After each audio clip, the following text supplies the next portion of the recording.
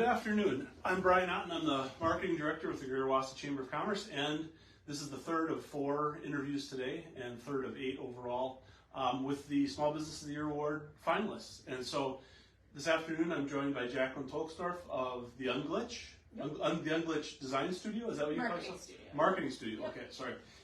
And we're at her location here on 3rd Ave, right? Yep. Yeah, on 3rd Ave, kind of kitty corner from Greevy's. She's got a really cool studio in here, and Jacquelyn is a first-time finalist for this award. And so I guess, Jacquelyn, let everybody know what it is. I guess tell everybody what Unglitch is all about. Yeah, I'm sure not a lot of people know me. So I'm the Unglitch Marketing Studio. I've been in the design and marketing industry since about 2009. Been working with different agencies and professionals, and then in 2015 started the Unglitch Marketing Studio.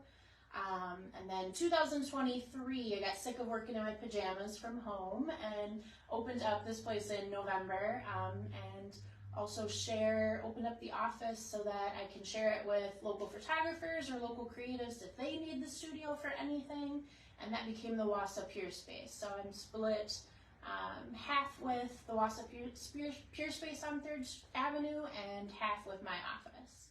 And I focus kind of on creative strategy for logos, branding, brand naming, websites, any marketing that you need, and I'm a little bit on the funkier side, but that's the whole goal of helping brands stand out, and I'm kind of the hired gun that helps you do that. And I've heard the story of your name, the Unglitch, and it's pretty. Once you share it, because once you explain it, it makes a lot of sense.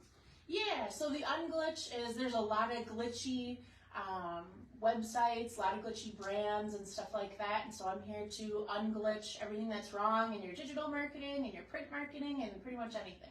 Great.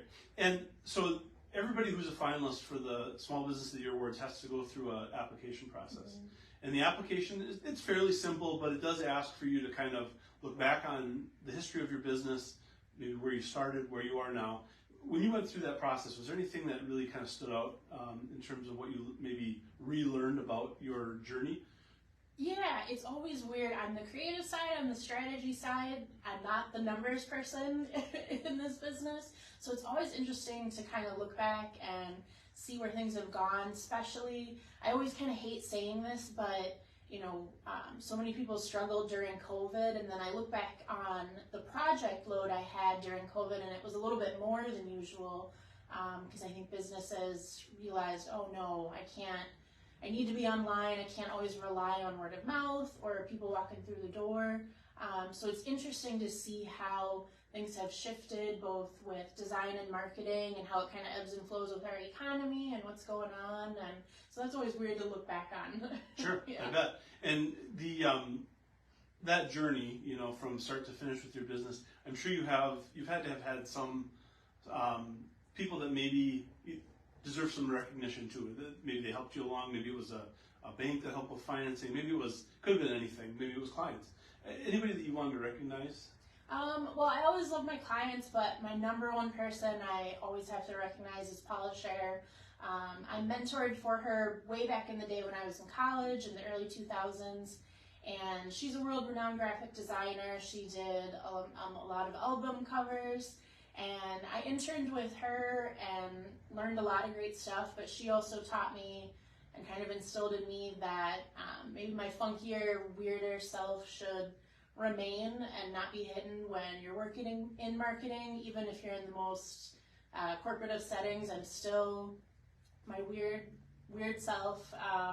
And of course, her love of music and stuff like that helped me with my work into design and then later into marketing. So she's been a big influence and stuff like that in design and just branding the Unglitch and staying kind of a disruptor of bad design and bad websites and brand names, and so she was a big part of what started me in this career. Cool. Yeah. Cool. Well, thanks, Jacquelyn. Is there anything else you wanted to add before I kind of wrap it up with the schedule for our business month? Yeah, I know I'm new, but I'm down on 3rd Avenue, always open if anyone wants to stop by, talk about tips of marketing. Yeah, I've worked all over the world. I was in Marshfield. I'm from Wausau, but was in Marshfield. Then lived up in the Kiwanis for a little bit, and then got sick of the snow, so I came back home and opened up here. So now I'm happy to be back in the community and happy to be a nominee. Yeah, and we're happy to have Jacquelyn as a member. She's a relatively new member of the chamber, but really, she's a good example of the great connections that the chamber can yield.